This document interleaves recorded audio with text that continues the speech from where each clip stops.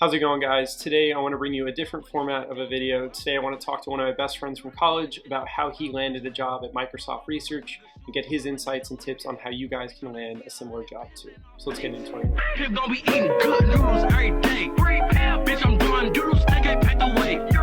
Shop until your duties, it's a fish fillet. I woke up too moody, who gon' down today?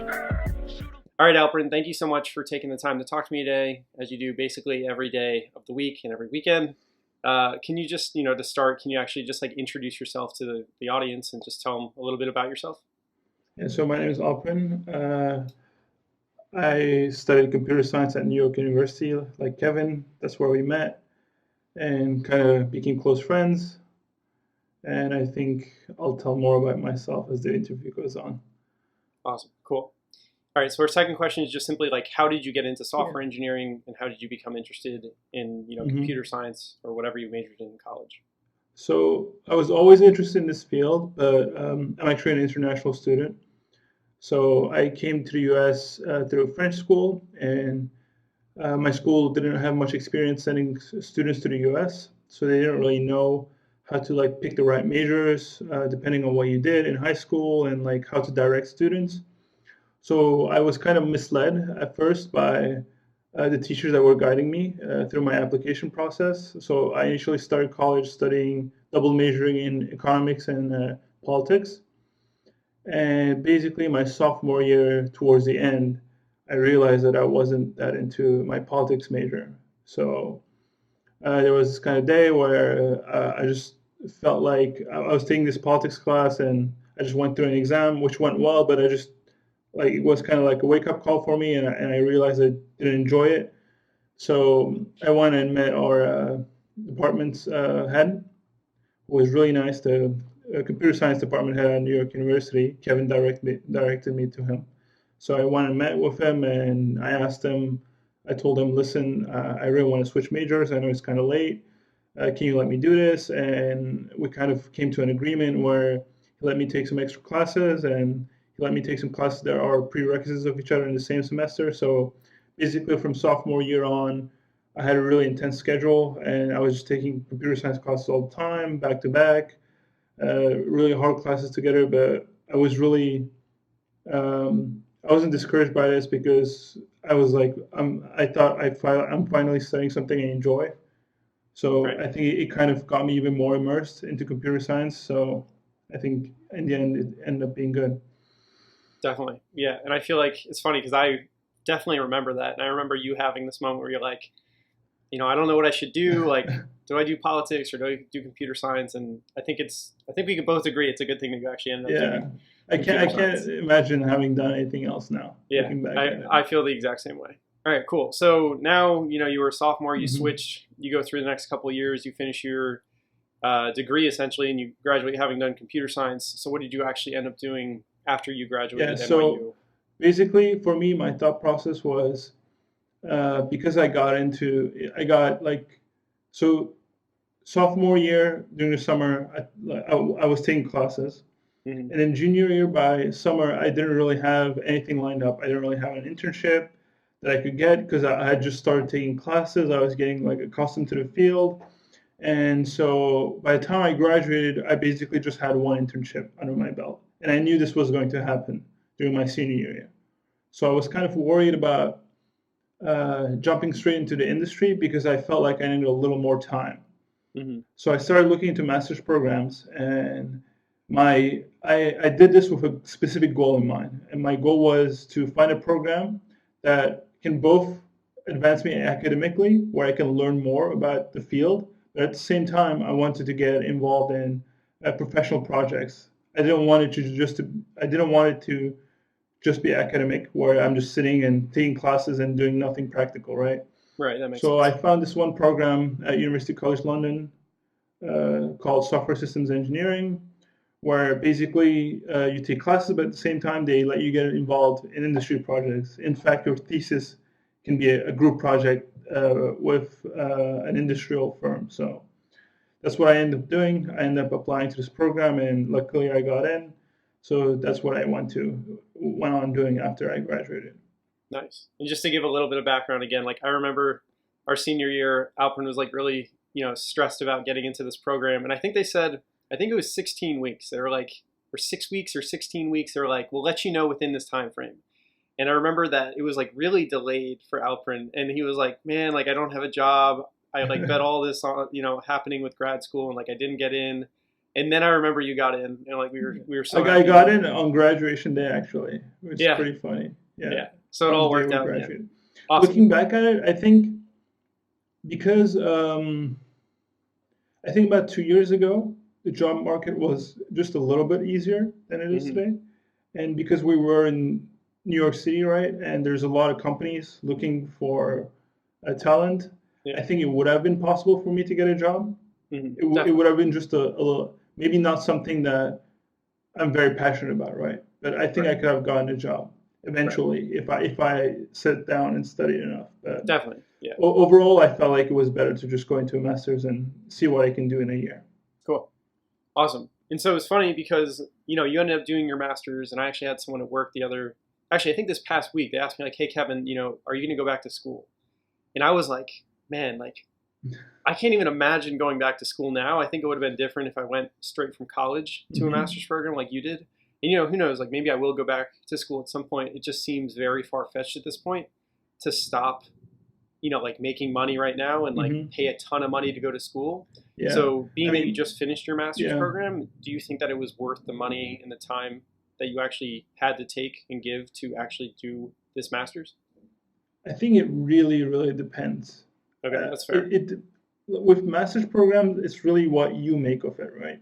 A lot of times, because in college we didn't have much supervision, right? Anyways, like teachers don't care that much if you do well or you don't do well in a class, right? Like no one is gonna make you come and sit and attend and take notes in class. So you're already kind of without supervision, right? So you already get this kind of idea where you get how much you put in, right?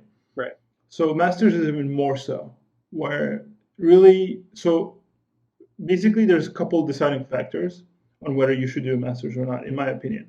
Okay. One is the opportunity cost it's going to have to you. If you can go and if you already have like a job lined up right out of college, right, before even graduating, and it has really high pay, then your cost is going to be really high to attend that master's program, right? Especially if you can't defer that job for a year or two.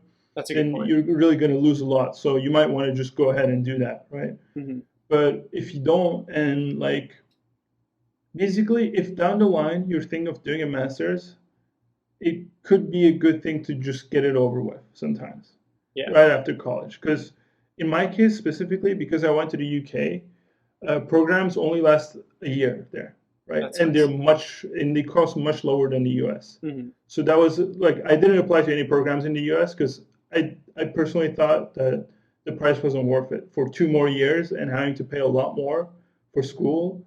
I thought at that point I might just go and look for work and start working and gain experience.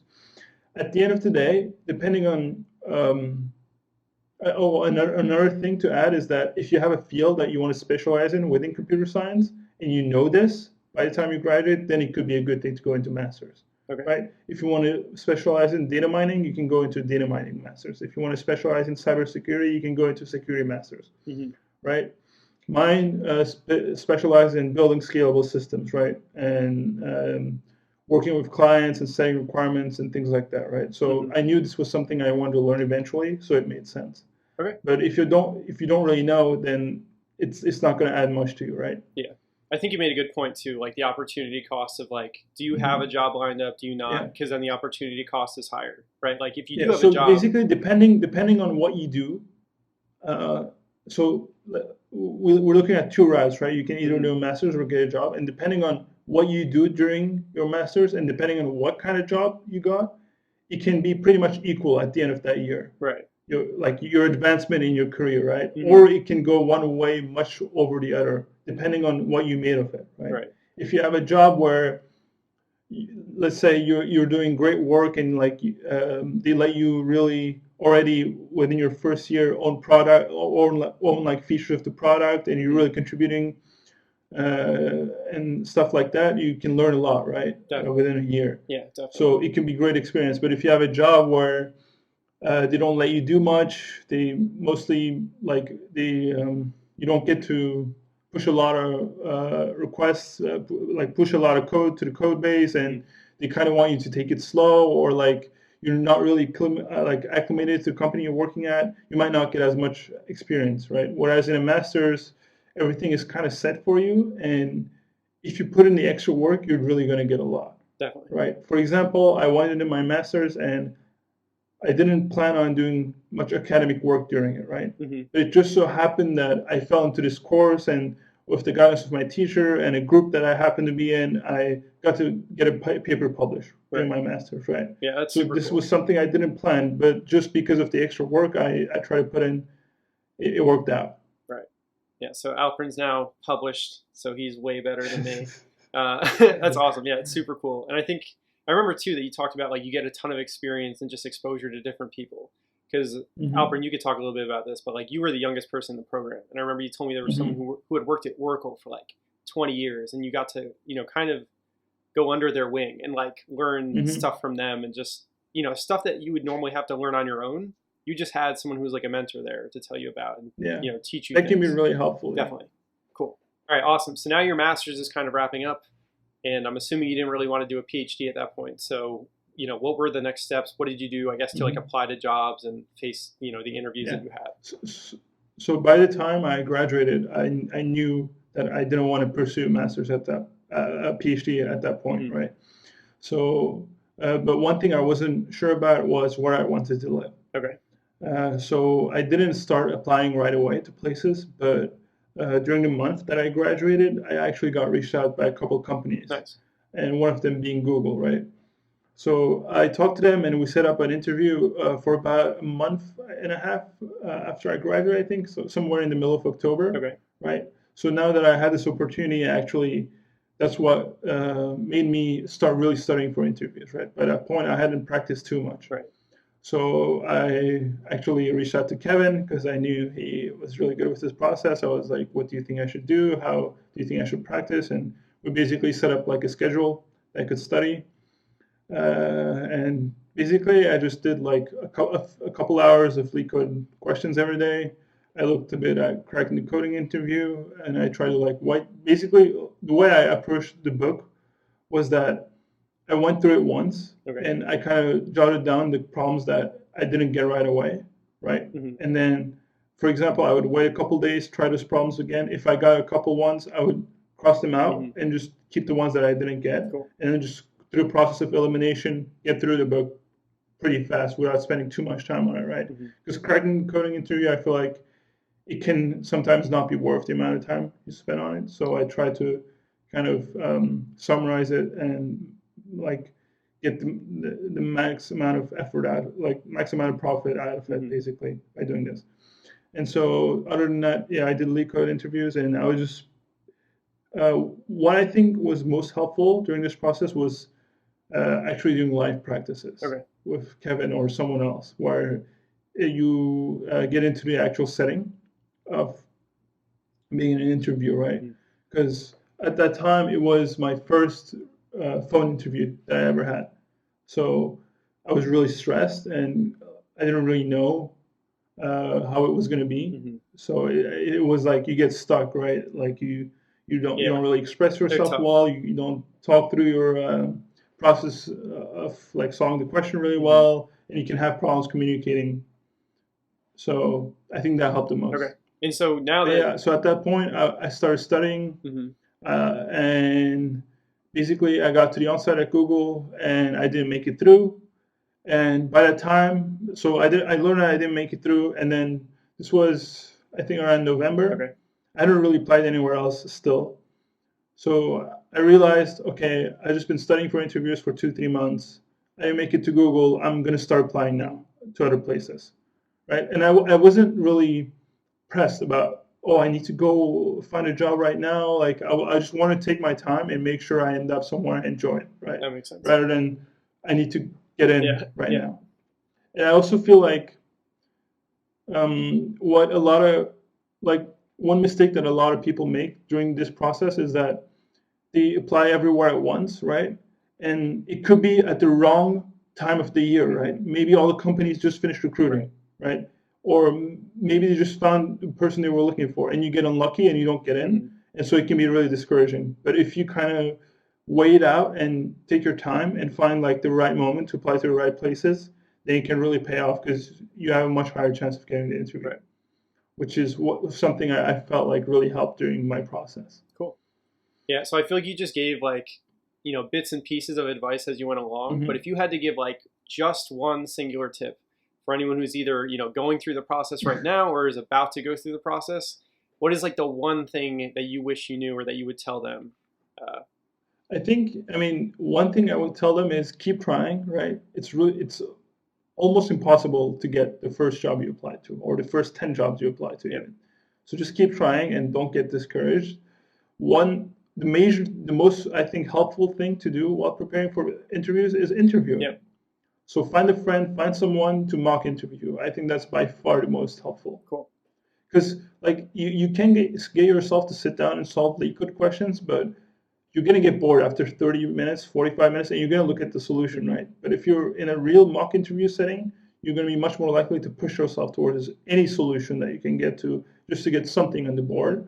So you're going to learn more that way. Yeah, I totally agree. I think there's like a big discrepancy between like you sitting down for half an hour like while eating a bag of chips and like listening to techno or something and like trying to solve a leak code question versus like I'm sitting here with some random stranger or like a friend on the phone, because there are services that it's like a random stranger or an engineer from Google, and I'm now trying to solve this question on the spot. I feel like that's when you really turn on the jets and like get kind of in that zone.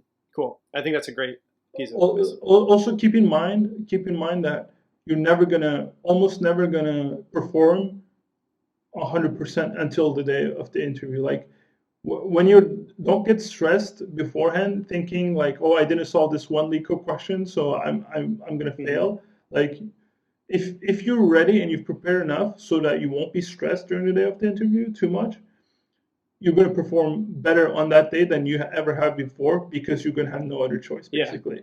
So you're really going to push your brain to really turn on the engines and just go and solve I feel like something that you might not have solved like 2 days ago. I feel like it's because you have the same kind of thing of like I could try and I remember in college like I actually was good at it. I feel like I was disciplined enough to be like I'm going to write this paper 2 weeks before, but I feel like it's that classic story where it's like I can't write this paper, and then it's due at midnight and it's like 11:30 and all of a sudden then I can start writing the paper. It's good. Yeah, it's the same sort of thing. It's inevitable sometimes, no matter how much you prepare. All right, cool. So you were like applying for lots of engineering jobs, it seems. So how did you end up actually getting into AI?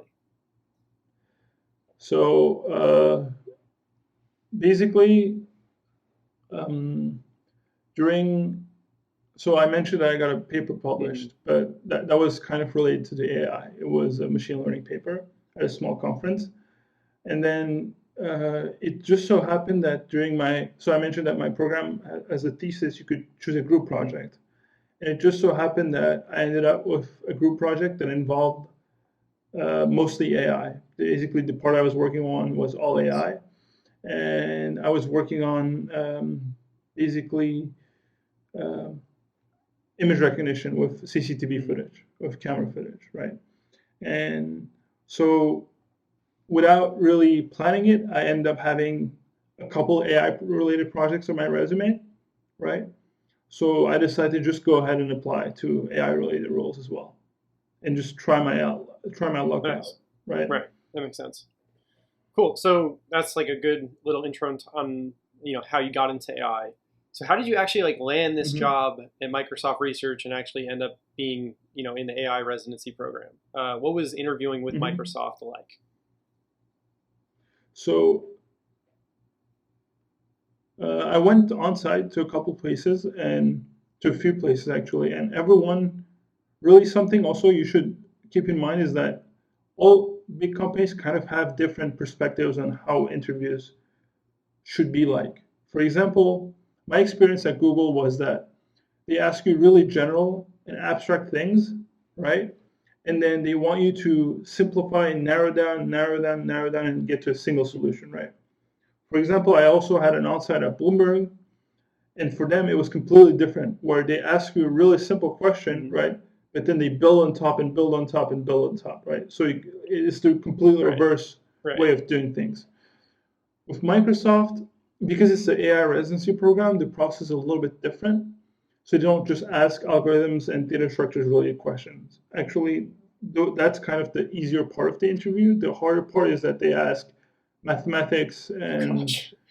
AI related Okay. questions. So, for example, my first interview was just a simple coding question, and then we actually went into analyzing the runtime, and then that was, which is usually you just say like, oh, it's Right. O n log n, but they weren't satisfied with that, and they wanted me to derive an expected runtime over gosh. like a data set and like mathematically define it, and that was like a lot harder and took No a lot thanks. longer, right? 30 to 40 minutes.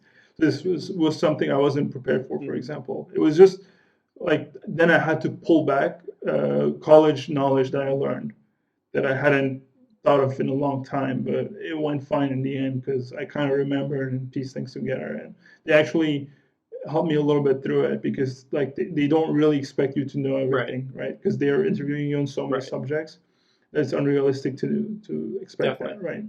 But I think, yeah, I think the interview wasn't too hard. I think the harder thing with these AI related programs, especially the residencies, is getting the interview. And for that, I feel like having research experience or a master's is really invaluable, where it's gonna put your resume Right. forward. Definitely. Yeah, and I think you made a good point too that like, and I'd like to make this as like a general statement. Interviews in general, I feel like for tech, a lot of people think that you go in and it's like this 45-minute thing and it's super scary and they ask you a question, then they just kind of like sit back with like their arms crossed and they don't say anything. No, so I think all the interviews that I end up getting an offer from, for me, a major player in that was I was just having a Right. conversation Yeah. basically. I was just I wasn't having an interview. I was having a Right. conversation. I was trying to like be like connect with the people I was interviewing with, make it so that we both understand each other, we both understand the problem, walk them through the steps, make like you have to. This is why I also said like you should interview with someone, mock interview with someone because you have to learn to communicate properly, 100%. right? And if you leave a positive impact on people, whether you solve the question 100% or not, they're gonna have a positive bias Right. towards We're all you human. once you leave Right. the room. Right. Yeah, Right. exactly. So even if they're trying to be unbiased and have just look at your technicals, it's not going to happen at the end of the day. They're going to also want to hire someone that they want to Right. work with, right? So if you can joke with them, make them laugh, and make them feel comfortable as well, right? Because interviewing is not easy either. No, it's Interviewing hard. people, you get uncomfortable as well. So if you can make them feel comfortable as well, then you're much more likely to go further. And because you make them comfortable, you're going to feel comfortable, and you're going to solve the question I more totally easily, agree. right? So you should just Yeah. And a relax. good interviewer is That's going to really be someone who important. like helps you and Yeah. kind of like, ideally like gives Yeah. you hints if you need them, or like you said, it's a lot of it is collaborative. I think, yeah, I've very, very rarely had someone who was like non-responsive at all, right? If they, this is also why it's important to say everything, almost Yeah. everything you're thinking during the interview process, because if they see you getting towards the right direction, they might guide you a Definitely. little bit, right? Whereas if they see you going completely the wrong way, they might just Right. tell you, right? Like, what about this, or why don't you think about this? Definitely. Awesome. And so now that we've covered kind of like, I guess, how you got to Microsoft and how you ended up actually like landing that, residency, AI residency job, what do you actually want to do long term? Is AI something you want to stay in? Do you want to hop back to software engineering? Like, what do you think you want to do in 5, 10 years maybe? I think that's something that I will learn within the next year, actually. Once I complete the program, I'll be much more sure about this. I think it depends. I think no matter what you do, the environment you're in is a little bit more important than like, let's say you go to a big company, right, and you get a research engineering role, but the team is not very dynamic and they just kind of do the same thing over and over again or like don't research very interesting things. It can get very monotone and boring very fast. But if you're in an environment that's more thriving and they're more open to new ideas and they let you kind of explore, it can be much more interesting, right, for the same role. Same goes for software engineering, right?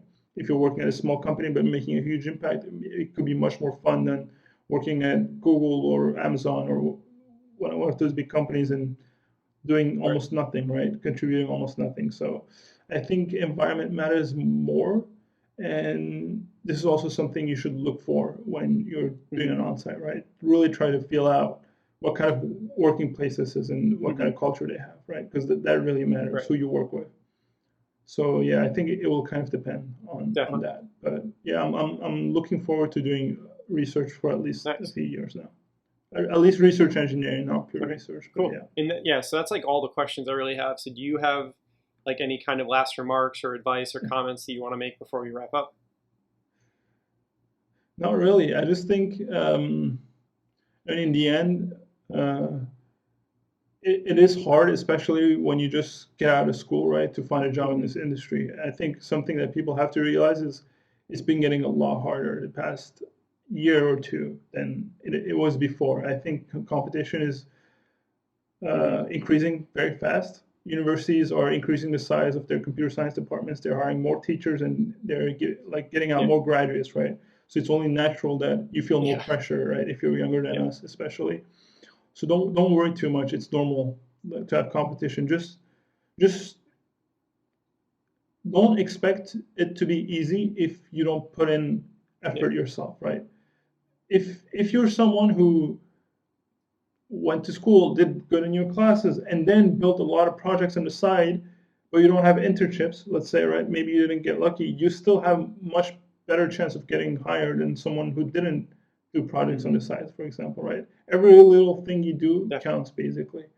And an even more important thing than that is you have to be able to sell yourself, right?